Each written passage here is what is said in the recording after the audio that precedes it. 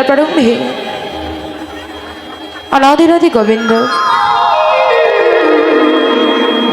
যিনি সচ্চিদাময় বিগ্রহ, যিনি সর্বকরণের করণ, আমার গোবিন্দের শ্রীপাদে পদ্মে জানাই শত সহস্র কোটি প্রণাম। গুরুবরকে রাতুল শ্রীপাদ চরণ স্মরণ করে আজকে উপস্থিত দূর দূরান্ত থেকে আগত ভক্তবৃন্দ,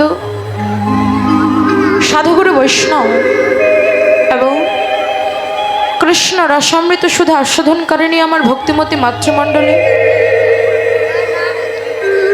সকলে রাতুল শ্রীপাদ পদ্মে জানাই এই অধমার পক্ষ থেকে এবং কীর্তন জগতের সব থেকে ক্ষুদ্র অতি ক্ষুদ্র সম্প্রদায়ের পক্ষ থেকে শত সহস্র কোটি ভক্তিপূর্ণ প্রণাম। প্রীতি প্রেমানন্দে গৌর হরি হরি রাধে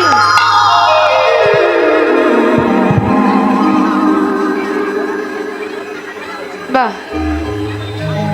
হরে কৃষ্ণ। যা রাধে শ্যাম বলছি, মায়েরা আমার কথা শোনা যাচ্ছে? হ্যাঁ বলছি, আপনারা কীর্তন শুনতে এসেছেন নাকি কথা বলতে এসেছেন গো? হ্যাঁ যা রাধে বলি, গল্প গুজব করার কি মানে সময় পান না? হ্যাঁ অনেকদিন পর দেখা তো।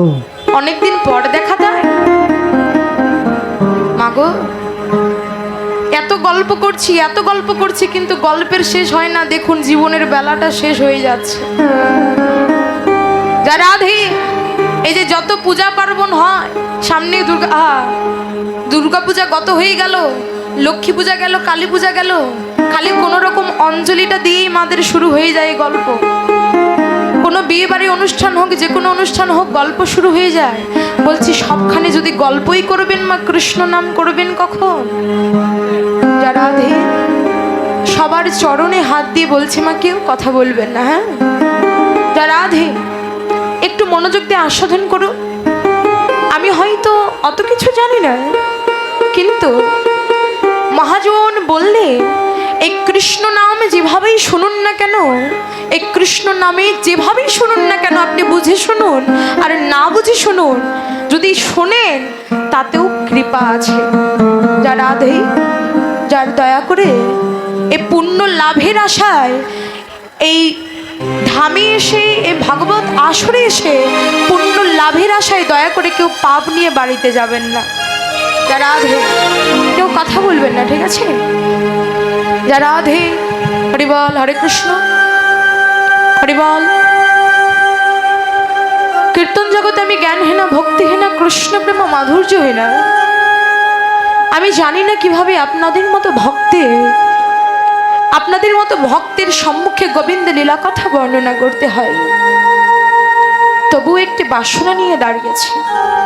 দেখো, তবু একটি বাসনা, একটি সাহস নিয়ে এহ জগতের মাঝে প্রত্যেকটা কীর্তনিয়ে দাঁড়ায়। বাবা, অন্যান্য কীর্তনের কথা বলতে পারবো না, কিন্তু আমি আমার কথা বলছি। যা রাধে, আপনারা দেখতেই পাচ্ছেন আমি অনেক ক্ষুদ্র নাবালিকা। আমার সামনে যারা উপবিষ্ট রয়েছেন সবাই আমার গুরুজন। শুধু তাই না, আপনারা সাধুগুরু বৈষ্ণব শুদ্ধ নিষ্কিঞ্চন ভক্ত। তবে আজকে এখানে দাঁড়িয়েছি একটি বাসনা নিয়ে। সে বাসনাটি হলো, দেখুন বাবা, আমরা বৈষ্ণবকে প্রণাম করতে গেলে যে শ্লোকটি ব্যবহার করি, কি করি? বাঞ্ছা কল্পতরুভশ্চ কৃপা সিন্ধু বৈবা চ পতিতানাং পাবনেভ্য বৈষ্ণবেভ্যৈ নমো নমঃ। রাধে, এহ জগতের মাঝে বৈষ্ণবদের এমন পাওয়ার দিয়ে দিল ভগবান। দেখুন, এহ জগতের মাঝে কল্পতরু বৃক্ষ কেউ চেনেন মা? গিয়েছেন, দেখেছেন? এহ জগতের মাঝে কল্পতরু বৃক্ষের নিচে গিয়ে যদি কোনো কিছু কেউ চায়, আর সেই ভক্তের বাঞ্ছাটা যদি আর না হয়, খারাপ বাঞ্ছা যদি না হয়, ভগবান বলছেন তার বাঞ্ছা পূরণ হয়ে যায়। বাবা, কল্পতরু বৃক্ষ তো দূরে, আজকে ভগবান বলছেন এহ জগতের মাঝে এক একটি বৈষ্ণবগণ হলো এক একটি বাঞ্ছা কল্পতরু। বৈষ্ণবগণের চরণ প্রান্তে গিয়ে যদি কোনো ভক্ত, কোনো ব্যক্তি কোনো বাঞ্ছা করে, সে বাঞ্ছাটা যদি আর না হয় বাবা, তার বাঞ্ছা কিন্তু পূরণ হয়ে যায়। শুধু তাই না, বলছেন পতিতানাং পাবনেভ্য, এহ জগতের মাঝে যতই দুরাচারী, পাপাচারী, ব্যভিচারী হোক না কেন, এহ জগতের মাঝে কোনো ব্যক্তি যতই পাপ কাজ করুক না কেন, যতই পতিত হোক না কেন, একবার যদি বৈষ্ণবের চরণ তলে যায়, আর সেই বৈষ্ণব যদি একবার তার কৃপা বর্ষণ করে সেই ভক্তের উপরে, নিতাই গৌর হরি বল বলে সেই ভক্ত উদ্ধার হয়ে যায়। রাধে, আজকে সেই বৈষ্ণবদের চরণ ধুলি মস্তকে ধারণ করে আমি আমার লীলাবর্তন আরম্ভ করছি। শুধু তাই না, দেখুন বাবা, আজকে এমন একজনের কীর্তন করতে এসেছি, এহ জগতের মাঝে অনেক রকম গান হয় মা, যা রাধে আগেকার দিনে হতো। মাগো দেখেছো যাত্রাপালা, দেখেছো? আর যাত্রাপালা, কবিগান, অনেক রকম গান হয়, কিন্তু একমাত্র এই হরিনাম সংকীর্তন যা শুনলে তোমার ভিতর বাহির দুটোই আলোকিত হয়ে যায়।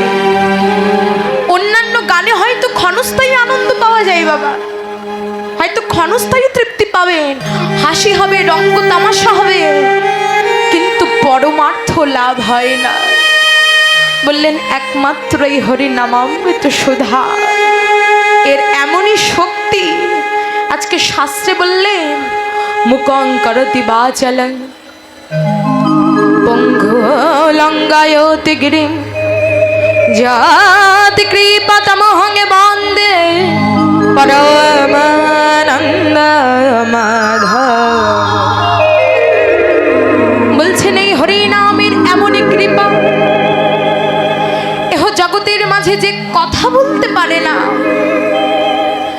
কেউ কথা যদি না বলতে পারে, একবার যদি হরির নামের আর এই নামের যদি কৃপা হয়ে যায়, সে কথা বলতে না পারা ব্যক্তিটাও, বোবা ব্যক্তিটাও কথা বলতে পারে। শুধু তাই নয়, বলছে যে জনা পঙ্গু, যে জনা চলতে পারে না, যদি একবার হরির নামের কৃপা হয়ে যায়, সেই পঙ্গু ব্যক্তিটাও সে গিরি পর্বত অতিক্রম করতে পারে। রাধে কি মা, আমরা কি পারবো না?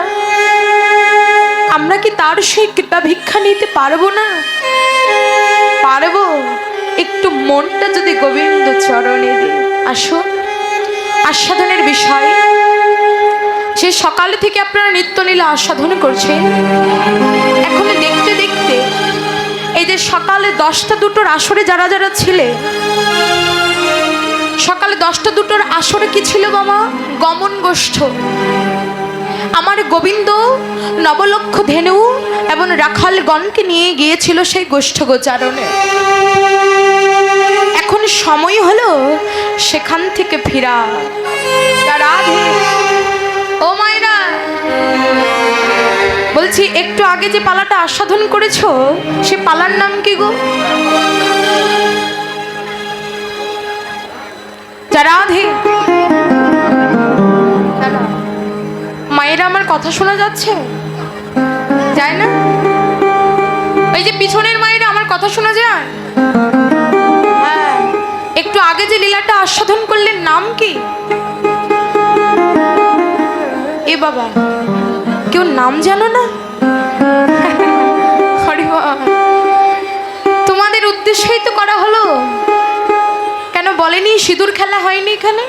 হ্যাঁ, রাধে শ্রীমতী রাধারানী সূর্য পূজা লীলা কি মনে পড়েছে?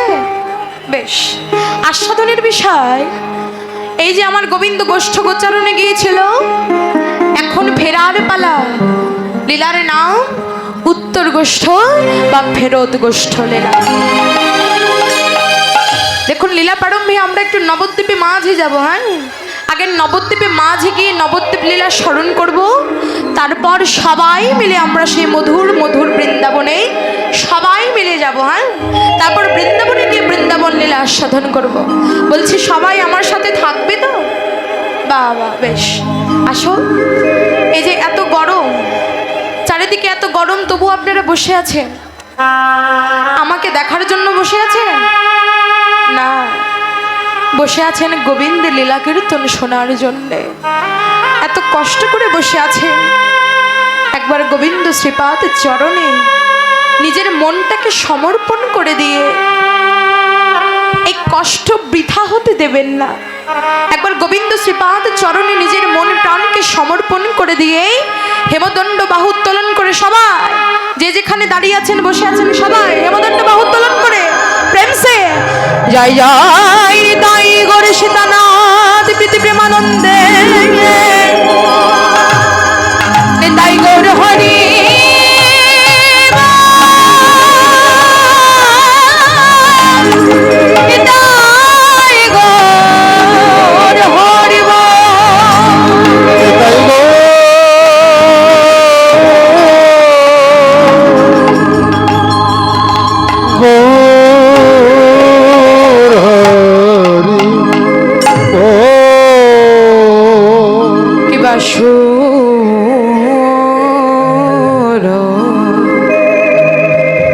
সুরধ্বনি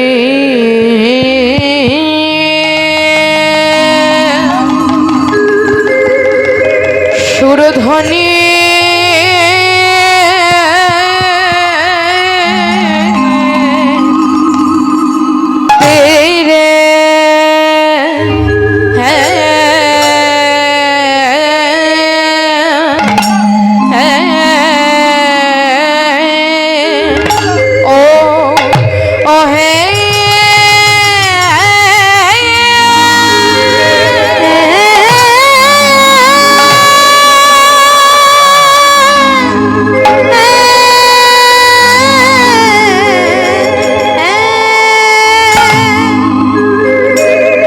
সুর ধনে